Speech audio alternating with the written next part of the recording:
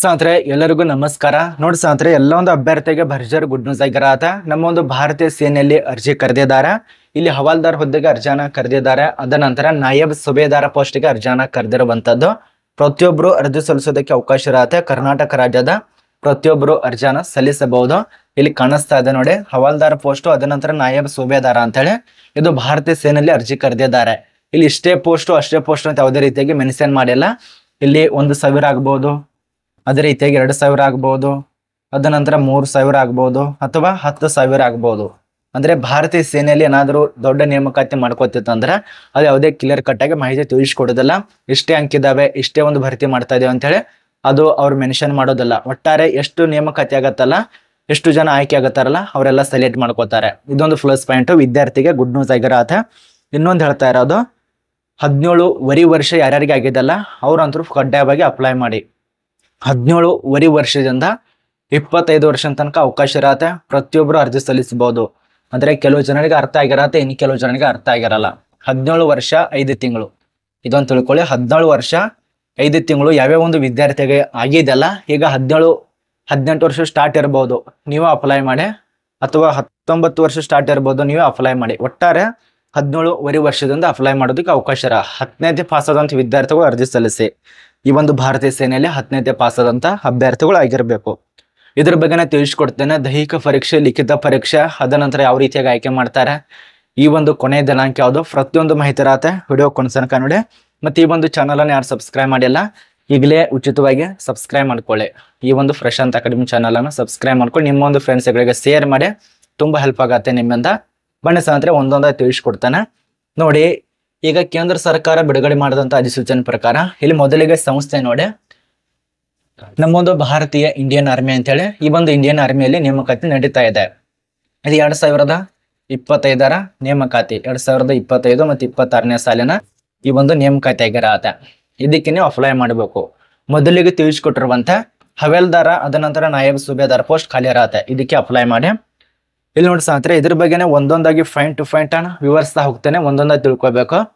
ಇಲ್ಲಿ ಯಾರಿಗೆ ಅರ್ಜಿ ಕರೆದಿದ್ದಾರೆ, ಹೇಗಿರತ್ತೆ, ಏನು ಅಂತ ಪ್ರತಿಯೊಂದು ಮಾಹಿತಿ ಇರತ್ತೆ. ಅದ್ರ ಬಳಿಕ ಇದು ಆಫ್ಲೈನ್ ಅಲ್ಲಿ ಅರ್ಜಿ ಸಲ್ಲಿಸಬೇಕು. ಇದು ಆಫ್ಲೈನ್ ಅಲ್ಲಿ ಅರ್ಜಿ ಸಲ್ಲಿಸೋದ್ರಿಂದ ವಿಳಾಸ ಕೂಡ ಕೊಟ್ಟಿದ್ದಾರೆ. ಅದೇ ಒಂದು ಕಾರಣಕ್ಕೆ ನಾನು ನೋಡಿದೆ ಇದು ಆಫ್ಲೈನ್ ಇದೆ ಅಂತ ಹೇಳಿ. ವಿಳಾಸ ಕೂಡ ಇರತ್ತೆ. ಈ ಒಂದು ವಿಳಾಸಕ್ಕೆ ಸಬ್ಮಿಟ್ ಮಾಡಬೇಕು. ಇನ್ನ ತುಂಬಾ ದಿನ ಇದೆ ಅರ್ಜಿ ಸಲ್ಲಿಸೋದು. ಎಲ್ಲಿ ತನಕ ಅಂದ್ರೆ 15, ಇಲ್ಲಿದೆ ನೋಡಿ, 15 ಜೂನ್ 2025 ತನಕ ಅಪ್ಲೈ ಮಾಡಿ ಅಂತೇಳಿ ಒಂದು ಮಾಹಿತಿ ತಿಳಿಸ್ಕೊಟ್ಟಿದ್ದಾರೆ. 15 ತಾರೀಕು ತನಕ ಇರತ್ತೆ. ಈ ಒಂದು ದಿನಾಂಕ ತನಕ ಅಪ್ಲೈ ಮಾಡಿ. ಬನ್ನಿ ಅಂದ್ರೆ ಒಂದೊಂದಾಗಿ ಈ ಒಂದು ಪೋಸ್ಟ್ ಬಗ್ಗೆ ತಿಳಿಸ್ತಾ ಹೋಗ್ತೇನೆ. ಮೊದಲಿಗೆ ಬರೋದು ಈ ಒಂದು ಡೈರೆಕ್ಟ್ ಹವಾಲ್ದಾರ್ ಹುದ್ದೆಗೆ ಸಂಬಂಧಪಟ್ಟಂತೆ ಯಾವ ರೀತಿಯಾಗಿ ಏನು ಅಂತ ಒಂದೊಂದಾಗಿ ತಿಳಿಸ್ಕೊಡ್ತಾನೆ. ಇದಕ್ಕೆ ಸಂಬಂಧಪಟ್ಟಂತೆ ಟರ್ಮ್ಸ್ ಅಂಡ್ ಕಂಡೀಷನ್ ಬಗ್ಗೆ ಒಂದೊಂದಾಗಿ ತಿಳಿಸ್ಕೊಡ್ತೇನೆ. ಮೊದಲನೇದಾಗಿ ಏಜ್ ಲಿಮಿಟ್ ಬರತ್ತೆ. Point number 1, age limit. ಇದಕ್ಕೆ ಸಂಬಂಧಪಟ್ಟಂತೆ 17 ವರ್ಷ ಅವರೇ ಕೊಟ್ಟಿದ್ದಾರೆ. 17 ವರ್ಷದಿಂದ 25 ವರ್ಷ ತನಕ ಆಗಿರಬೇಕು, ಇದು ಕಡ್ಡಾಯವಾಗಿ. ಮತ್ತೆ ನಿಮ್ಮೊಂದು ಡೇಟ್ ಆಫ್ ಬರ್ತ್ ಕೂಡ ಕೊಟ್ಟಿದ್ದಾರೆ. ಇಲ್ಲಿ ನೋಡಿ, 30 ಸೆಪ್ಟೆಂಬರ್ 2000ದಿಂದ 1 ಅಕ್ಟೋಬರ್ 2007 ತನಕ ಯಾರ್ಯಾರು ಹುಟ್ಟಿದಿರಲ್ಲ ಅಲ್ಲಿ ತನಕ ನಮಗೆ ವಯಸ್ಸು ಆಗೇ ಇರತ್ತೆ. ಯಾರ್ಯಾರು ಹುಟ್ಟಿದಿರಲ್ಲ ಅಂತ ಒಂದು ವಿದ್ಯಾರ್ಥಿಗಳು ಅಪ್ಲೈ ಮಾಡಿ. ಇದು ಪ್ಲಸ್ ಪಾಯಿಂಟ್ ಒಂದನೇದು. ಇನ್ನು ಇದಕ್ಕೆ ಸಂಬಂಧಪಟ್ಟಂತೆ ನಿಮಗೆ ಎಜುಕೇಶನ್ ಏನಾಗಿರ್ಬೇಕು ಅಂದ್ರೆ 10ನೇ ಪಾಸ್ ಆಗಿರ್ಬೇಕಾಗತ್ತೆ. ಈ ಒಂದು SSLC ಕಂಪ್ಲೀಟ್ ಮಾಡಿದಂತ ವಿದ್ಯಾರ್ಥಿಗಳು ಅಪ್ಲೈ ಮಾಡಿ. ಇದು ಒಂದಾದ್ರೆ ಇದಕ್ಕೆ ಯಾರು ಅರ್ಜಿ ಸಲ್ಲಿಸಬೇಕು, ಸ್ಪೋರ್ಟ್ಸ್ ಕ್ಯಾಂಡಿಡೇಟ್ಗಳು ಅಪ್ಲೈ ಮಾಡಬೇಕು. ಇದೊಂದು ತಿಳ್ಕೊಳ್ಳಿ. ಎಲ್ಲ ಒಂದು ವಿದ್ಯಾರ್ಥಿಗಳು ಅರ್ಜಿ ಸಲ್ಲಿಸಲು ಆಗೋದಿಲ್ಲ. ಸ್ಪೋರ್ಟ್ಸ್ ಕ್ಯಾಂಡಿಡೇಟ್ಗಳು ಅಂದ್ರೆ ಕ್ರೀಡಾಪಟುದವರು ಮಾತ್ರ ಅರ್ಜಿ ಸಲ್ಲಿಸಬೇಕು. ಯಾವ್ಯಾವ ಒಂದು ಕ್ರೀಡೆದವರು ಅರ್ಜಿ ಸಲ್ಲಿಸಬೇಕು ಪ್ರಶ್ನೆ ಬರತ್ತೆ. ಅದು ಮೇಲ್ಗಡೆ ಕೊಟ್ಟಿದ್ದಾರೆ. ಇದಾದ ಬಳಿಕ ಅದನ್ನೇ ತಿಳಿಸ್ಕೊಡ್ತಾನೆ. ಸ್ವಲ್ಪ ವೇಟ್ ಮಾಡಿ. ಅದ್ರ ಬಳಿಕ ಇದಕ್ಕೆ ಈಗ ದಿನಾಂಕ ಬಗ್ಗೆ ತಿಳಿಸ್ಕೊಟ್ಟಿದೆ, ಎಲ್ಲ ಆಯ್ತು. ಇನ್ನು ಇದಕ್ಕೆ ಈ ಒಂದು ನಾಯಬ್ ಸುಬೇದಾರ್ ಪೋಸ್ಟಿಗೆ ಏನಾಗಿರ್ಬೇಕು, ಇದಕ್ಕೂ ಕೂಡ ಸೇಮ್ ಏಜ್ ಆಗಿರ್ಬೇಕಾಗತ್ತೆ, ಸೇಮ್ ಡೇಟ್ ಆಫ್ ಬರ್ತ್ ಆಗಿರ್ಬೇಕು, ಅದ ನಂತರ ಸೇಮ್ ಒಂದು ಶೈಕ್ಷಣಿಕ ಅರ್ಹತೆ ಆಗಿರಬೇಕು, SSLC ಪಾಸ್ ಆಗಿರ್ಬೇಕು. ಇದಕ್ಕೂ ಕೂಡ ಕೊಟ್ಟಿದ್ದಾರೆ. ಇದು ಒಂದು ಕಡೆ ಆದ್ರೆ ಇದ್ರ ಬಗ್ಗೆ ಒಂದು ನಿಮಗೆ ಅರ್ಥ ಆಯ್ತು. ಇನ್ನು ಸ್ಪೋರ್ಟ್ಸ್ ಕ್ಯಾಂಡಿಡೇಟ್ಗಳು ಅಪ್ಲೈ ಮಾಡ್ಬೇಕಂತ ಅದು ಕೂಡ ಅರ್ಥ ಆಯ್ತು. ಇನ್ನು ವುಮನ್ ಅಭ್ಯರ್ಥಿಗಳಿಗೆ, ಮೇಲ್ ಅಭ್ಯರ್ಥಿಗಳಿಗೆ ಯಾವ ರೀತಿಯಾಗಿ ಏನು ಅಂತ ಇರತ್ತೆ ಅದ್ರ ಬಗ್ಗೆ ತಿಳಿಸಿ. ಇದಕ್ಕೆ ಮಹಿಳೆಯರಾಗ್ಬೋದು, ಪುರುಷರಾಗ್ಬೋದು, ಇಬ್ರು ಅಪ್ಲೈ ಮಾಡಿ, ಯಾವುದೇ ರೀತಿಯಾಗಿ ತೊಂದರೆ ಇಲ್ಲ.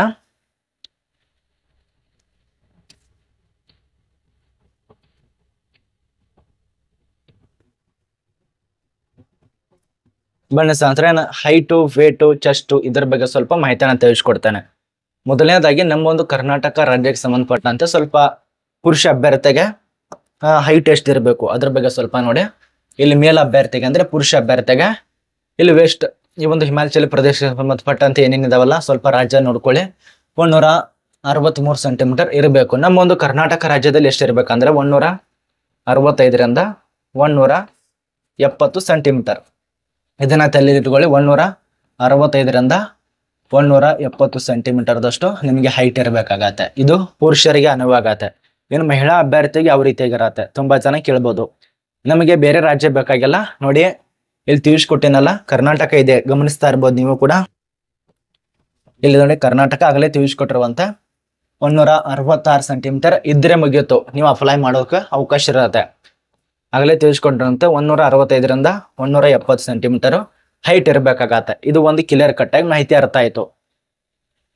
ಇನ್ನು ಇದಕ್ಕೆ ಸಂಬಂಧಪಟ್ಟಂತೆ ವೇಟ್ ಎಷ್ಟು ಇರಬೇಕು, ಇದು ನಿಮಗೆ ವೇಟ್ ಅಂತರೂ ಕೇಳೋದಿಲ್ಲ, ಮೆಡಿಕಲ್ದಲ್ಲಿ ಅನುವಾಗತ್ತೆ. ಅದ್ರ ಬಳಿಕ ನಿಮ್ಮೊಂದು ಚೆಸ್ಟ್ ಅನುವಾಗತ್ತೆ. ಚೆಸ್ಟ್ ಎಷ್ಟು ಇರಬೇಕು ಪುರುಷ ಅಭ್ಯರ್ಥಿಗಳಿಗೆ?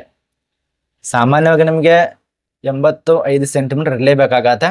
76 ಸೆಂಟಿಮೀಟರ್ ಸಾಮಾನ್ಯವಾಗಿ ಇರಬೇಕು, ವಿಸ್ತರಿಸಿದಾಗ 5 ಸೆಂಟಿಮೀಟರ್ ಆಗಬೇಕು. ಟೋಟಲ್ ಆಗಿ 85ರಿಂದ 86 ಸೆಂಟಿಮೀಟರ್ ಇದು ಸುತ್ತಳತೆ ಇರಬೇಕು. ಇದು ಪುರುಷರಿಗೆ ಮಾತ್ರ ಅನುವಾಗತ್ತೆ, ಮಹಿಳಾ ಅಭ್ಯರ್ಥಿಗೆ ವೇಟ್ ಅನುವಾಗತ್ತೆ. ಇದೊಂದು ತಲೆಯಲ್ಲಿಟ್ಕೊಳ್ಳಿ. ಇದು ಒಂದು ಕಡೆ ಆದ್ರೆ ಇನ್ನು ನಿಮಗೆ ರನ್ನಿಂಗ್ ಯಾವ ರೀತಿಯಾಗಿರತ್ತೆ, 1600 ಮೀಟರ್ದಷ್ಟು ರನ್ನಿಂಗ್ ಇರತ್ತೆ. ಟೈಮ್ ಕೂಡ ಗಮನಿಸ್ತಾ ಇರಬಹುದು, 5 ನಿಮಿಷ 45 ಸೆಕೆಂಡ್ಗಳು. 9 ಫುಟ್ ಇರತ್ತೆ. ಅದ ನಂತರ ಜಿಗ್ಜಾಗ್ ಬ್ಯಾಲೆನ್ಸ್ ಕೂಡ ಇರತ್ತೆ. ಇದು ಕೊಟ್ಟಿದ್ದಾರೆ, ಸ್ವಲ್ಪ ಗಮನ ಕೊಡಿ. ಇದು ಒಂದು ಕಡೆ ಆದ್ರೆ ಇದು ಪುರುಷರಿಗೆ ಇಷ್ಟು ನಿಮಗೆ ದೈಹಿಕ ಫಿಸಿಕಲ್ ಟೆಸ್ಟ್ ಇರತ್ತೆ. ಇನ್ನು ಮಹಿಳಾ ಅಭ್ಯರ್ಥಿಗೆ ಸ್ವಲ್ಪ ಗಮನ ಕೊಡಿ. ಇದು ಎಲ್ಲರಿಗೆ ಅನುವಾಗತ್ತೆ, ಅವ್ರವ್ರು ಅಂತ ಏನಿಲ್ಲ. ಹೈಟ್ 165 ಸೆಂಟಿಮೀಟರ್ ಇರಬೇಕಾಗತ್ತೆ. ಕರ್ನಾಟಕದವ್ರಿಗೆ ಇಷ್ಟೇ ಇರಬಹುದು, ಆದ್ರೆ ಕರ್ನಾಟಕದವ್ರಿಗೆ ಸುಮಾರು 158ರಿಂದ 163 64 ಇಷ್ಟಿರ್ಬೋದು. ಒಟ್ಟಾರೆ ಇಷ್ಟು ಇದ್ದೇ ಇರತ್ತೆ. ನಿಮ್ಮ ಹೈಟು ಇರಲೇಬೇಕು. ಇನ್ನು ಅದ ನಂತರ ಮೆಡಿಕಲ್ ವೈಸ್ ನಿಮಗೆ ವೇಟ್ ಗೊತ್ತಾಗತ್ತೆ. ಇನ್ನು ಚೆಸ್ಟ್ ಇದಕ್ಕೆ ಕೇಳಿಲ್ಲ, ಇದಕ್ಕೂ 5 ಸೆಂಟಿಮೀಟರ್ ವಿಸ್ತರಣೆ ಇರಬೇಕಂತ ಒಂದು ಮೆನ್ಷನ್ ಮಾಡಿದ್ದಾರೆ ಅಷ್ಟೇ. ಅದರ ಬಳಿಕ ನಿಮ್ಮ ಒಂದು ಹೈ ಜಂಪ್ ಲಾಂಗ್ ಜಂಪ್ ಎಲ್ಲ ಕೊಟ್ಟಿದ್ದಾರೆ, ಸ್ವಲ್ಪ ಗಮನ ಕೊಡಿ.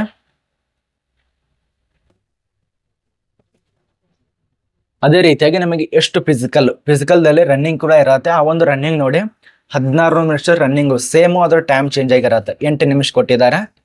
ಈ ಒಂದು 8 ಮಿನಿಟದಷ್ಟು ನಿಮಗೆ ರನ್ನಿಂಗ್ ಅನ್ನು ಮಾಡಬೇಕು. ಈಗಂತಾನೆ ರನ್ನಿಂಗ್ ಅನ್ನ ಸ್ಟಾರ್ಟ್ ಮಾಡಿ. ತುಂಬಾ ಜನ ಈಗ ಅರ್ಜಿ ಸಲ್ಲಿಸ್ತಾರಲ್ಲ ಸ್ಪೋರ್ಟ್ಸ್ ಕ್ಯಾಂಡಿಡೇಟ್ಗಳು, ಅದಾದ್ಮೇಲೆ ಒಂದು ರನ್ನಿಂಗ್ ಸ್ಟಾರ್ಟ್ ಮಾಡ್ತಾರೆ. ಹಾಗೆ ಮಾಡಕ್ ಹೋಗ್ಬೇಡಿ, ಅದು ಕವರ್ ಆಗೋದಿಲ್ಲ, ಬೇಗ ಕವರ್ ಆಗೋದಿಲ್ಲ. ಒಂದು 6 ತಿಂಗಳಾದ್ರೂ ಕೂಡ ಅದು ರನ್ನಿಂಗು ಕರೆಕ್ಟ್ ಟೈಮ್ಗೆ ಬರೋದಿಲ್ಲ. ತುಂಬಾ ಅಂದ್ರೆ ತುಂಬಾ ಪ್ರಯತ್ನ ಪಡಬೇಕು. ಮುಂಜಾನೆ ಕೂಡ ರನ್ನಿಂಗ್ ಮಾಡಿ, ಅದ ನಂತರ ಸಾಯಂಕಾಲ ಕೂಡ ರನ್ನಿಂಗ್ ಮಾಡಿ. ಮುಂಜಾನೆ 4ರ ಮುಂದಗಡೆ ರನ್ನಿಂಗ್ ಮಾಡೋದಕ್ಕೆ ಪ್ರಾರಂಭ ಮಾಡಿ, ಯಾಕಂದ್ರೆ ಆರಾಮಾಗಿರತ್ತೆ, ನೀವು ಅಂತಿರತ್ತೆ, ಎಲ್ಲಿ ವಾಹನಗಳು ಇರೋದಿಲ್ಲ. ಅದ ನಂತರ ಸಾಯಂಕಾಲ ಏನಿದೆ ಅಲ್ಲ 7, 7:30 ಈ ರೀತಿಯಾಗಿ ರನ್ನಿಂಗ್ ಸ್ಟಾರ್ಟ್ ಮಾಡಿ. ಅದರ ನಂತರ ಇದ್ರ ಬಗ್ಗೆ ಕ್ಲಾಸ್ ತಗೋಬೇಕಂದ್ರೂ ಕೂಡ ನಾನು ತಗೋತೀನಿ, ಏನು ಟೆನ್ಷನ್ ಇಲ್ಲ.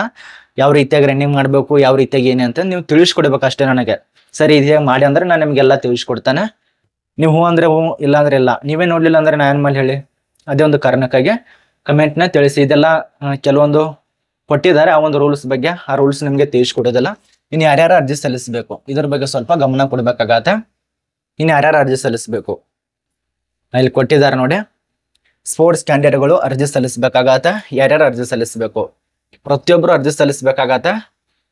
ಎಲ್ಲೆಲ್ಲಿ ಏನೇನು ಕೊಟ್ಟಿದ್ದಾರಲ್ಲ ಪ್ರತಿಯೊಬ್ರು, ಬಾಕ್ಸಿಂಗು, ಕ್ರಿಕೆಟು, ಫುಟ್ಬಾಲು, ಡ್ರೈವಿಂಗು, ಅದ ನಂತರ ಫೀಲ್ಡು ಎಲ್ಲ ಪೂರ್ತಿ ಎಲ್ಲ ಇದ್ದಂಥ ವಿದ್ಯಾರ್ಥಿಗಳು ಅಪ್ಲೈ ಮಾಡಿ. ಒಂದು ಸಾರಿ ಈ ಒಂದು ನೋಟಿಸ್ ಅನ್ನ ಚೆಕ್ ಮಾಡ್ಕೊಳ್ಳಿ, ನಿಮಗೂ ಕೂಡ ಅರ್ಥ ಆಗತ್ತೆ.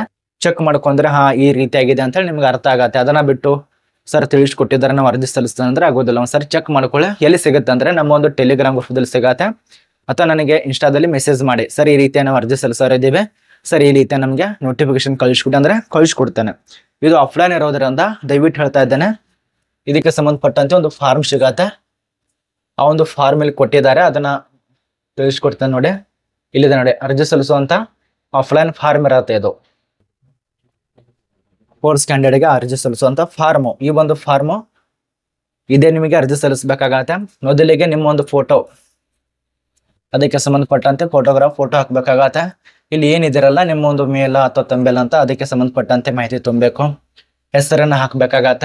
ಅದ್ರ ಬಳಿಕ ನಿಮ್ಮ ಒಂದು ತಂಬಿರತ್ತಲ್ಲ ಅದನ್ನ ಒತ್ತಬೇಕಾಗತ್ತೆ ಈ ರೀತಿ ಒತ್ತ ತಕ್ಷಣ ಅದನ್ನ ನಿಮ್ಮ ಸಿಗ್ನೇಚರ್ ಏನಿದೆಯಲ್ಲ ಅದನ್ನ ಕರೆಕ್ಟ್ ಆಗಿ ತುಂಬಿಕೊಳ್ಳಿ. ಅದ್ರ ಬಳಿಕ ನಿಮ್ಮ ಒಂದು ಕರೆಕ್ಟ್ ಆಗಿರುವಂತ ಹೆಸರು ಇಲ್ಲಿ ಹಾಕ್ಬೇಕಾಗತ್ತೆ. ಇದೇನು ಕಾಲಮ್ ಕೊಟ್ಟಿದಾರಲ್ಲ ಈ ಒಂದೇ ಒಂದು ಕಾಲಮ್ದಲ್ಲಿ ತುಂಬಬೇಕು. ಈ ರೀತಿಯಾಗಿದೆಯಲ್ಲ ಈ ರೀತಿಯಾಗೆಲ್ಲ ಕರೆಕ್ಟ್ ಆಗಿರುವಂತ ಇಷ್ಟೇ ತುಂಬಬೇಕಾಗತ್ತ. ಅದನ್ನ ಬಿಟ್ಟು ಈ ರೀತಿಯಾಗಿ ಹೋದ್ರೆ ನಡೆಯೋದಿಲ್ಲ. ಕರೆಕ್ಟ್ ಆಗಿ ತುಂಬಿದ್ರೆ ಮಾತ್ರ ನಿಮಗೆ ತಗೋತಾರೆ. ಇದು ಒಂದು ಕಡೆ ಆದ್ರೆ ಅದ ನಂತರ ನಿಮ್ಮ ಒಂದು ಆಧಾರ್ ಕಾರ್ಡು ಇಲ್ಲಿ ಕೂಡ ಅಷ್ಟೇ ಕರೆಕ್ಟ್ ಆಗಿರುವಂತ ಇದಕ್ಕೂ ಕೂಡ ಟಚ್ ಆಗಬೇಡಿ, ಇದಕ್ಕೆ ಟಚ್ ಆಗಬೇಡಿ. ಈ ರೀತಿಯಾಗಿ ಕರೆಕ್ಟ್ ಆಗಿರುವಂತ ನಿಮ್ಮ ಇದು ತುಂಬಿಕೊಂಡು ಹೋಗಬಹುದು. ನಿಮ್ಮ ತಂದೆ ಹೆಸರು ಏನಿದೆಯಲ್ಲ ಇಷ್ಟೇ ತುಂಬಿಕೊಳ್ಳಿ, ಮುಂದ್ಗಡೆ ಒಯ್ಬೇಡಿ. ಮತ್ತು ಪರ್ಮನೆಂಟ್ ಅಡ್ರೆಸ್ ಕೂಡ ಕೊಟ್ಟಿದ್ದಾರೆ, ಎಲ್ಲ ಅಡ್ರೆಸ್ ತುಂಬಿಕೊಳ್ಳಿ. ಡಿಸ್ಟಿಕ್ಕು, ನಿಮ್ಮ ಒಂದು ಹೆಸರು, ಪೊಲೀಸ್ ಸ್ಟೇಷನು ಏನಿದೆಯಲ್ಲ ಎಲ್ಲ ಕೊಟ್ಟಿದ್ದಾರೆ. ಒಟ್ಟಾರೆ ಇದು ಆರ್ಮಿ ಇರೋದ್ರಿಂದ ಎಲ್ಲ ಕೇಳ್ತಾರೆ. ಮಾರ್ಕ್ಸ್ ಕಾರ್ಡ್ ನಂಬರ್ಗಳು ಏನು ಅಂತ ಎಲ್ಲ ಕೇಳಿದ್ದಾರೆ. ಸ್ವಲ್ಪ ಇದಾದ್ಮೇಲೆ ಸಿಗ್ನೇಚರ್ ಮಾಡ್ಕೊಳ್ಳಿ. ನಿಮ್ಮ ಒಂದು signature, date of birth, place ಇದನ್ನೆಲ್ಲ ಹಾಕೊಂಡು ಸಬ್ಮಿಟ್ ಮಾಡಿ. ಅಂದರೆ ಮೇಲ್ಗಡೆ ತಿಳಿಸ್ಕೊಟ್ಟಿನಲ್ಲ ವಿಳಾಸ, ಆ ಒಂದು ವಿಳಾಸಕ್ಕೆ ಸಬ್ಮಿಟ್ ಮಾಡ್ಕೊಳ್ಳಿ. ಯಾವ ಒಂದು ವಿಳಾಸ ತುಂಬಾ ಜನಕ್ಕೆ ಗೊತ್ತಾಗೋದಿಲ್ಲ.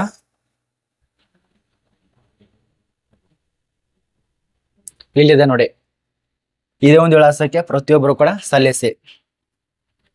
ಇದೇನು ಕಾಣಿಸ್ತಾ ಇರಬಹುದು, ಈ ಒಂದು ವಿಳಾಸ ನೋಟ್ ಮಾಡ್ಕೊಳ್ಳಿ. ಮತ್ತೊಂದು ಹೇಳ್ತಾ ಇರೋದು ಮತ್ತೊಂದು ಸಲಗಿ ಸ್ಪೋರ್ಟ್ಸ್ ಕ್ಯಾಂಡಿಡೇಟ್ಗಳು ಮಾತ್ರ ಅರ್ಜಿ ಸಲ್ಲಿಸಿ. ಹವಾಲ್ದಾರು ಮತ್ತು ನಾಯಕ್ ಸೇಬೇದಾರ್ ಖಾಲಿ ಇರತ್ತೆ. ಅಖಿಲ ಭಾರತದಲ್ಲಿ ಅರ್ಜಿ ಕರೆದಿದ್ದಾರೆ, ಟೆನ್ಷನ್ ತಗೋಬೇಡಿ. 10ನೇ ಪಾಸ್ ಆದ್ರೆ ಮಾತ್ರ ಅರ್ಜಿ ಸಲ್ಲಿಸಬಹುದು. ಆಯ್ಕೆ ಪ್ರಕಾರದಲ್ಲಿ ಭೌತಿಕ ಮಾನದಂಡ ಪರೀಕ್ಷೆ, ದೈಹಿಕ ಸಾಮರ್ಥ್ಯ ಪರೀಕ್ಷೆ, ಕಡ್ಡಾಯ ವೈದ್ಯಕೀಯ ಪರೀಕ್ಷೆ ಇರತ್ತೆ. ದಾಖಲೆಗಳ ಪರಿಶೀಲನೆ ಮತ್ತು ಸಂದರ್ಶನ ಮುಖಾಂತರ ಆಯ್ಕೆ ಮಾಡ್ತಾರೆ. ಇಷ್ಟಾದ್ರೆ ಮುಗಿಯಿತು, ಅರ್ಜಿ ಶುಲ್ಕ ಅಂತ ಇರೋದಿಲ್ಲ. ಪ್ರತಿಯೊಂದು ಮಾಹಿತಿ ತಿಳಿದಿದೆ ಅಂತ ಅನ್ಕೋತೀವಿ.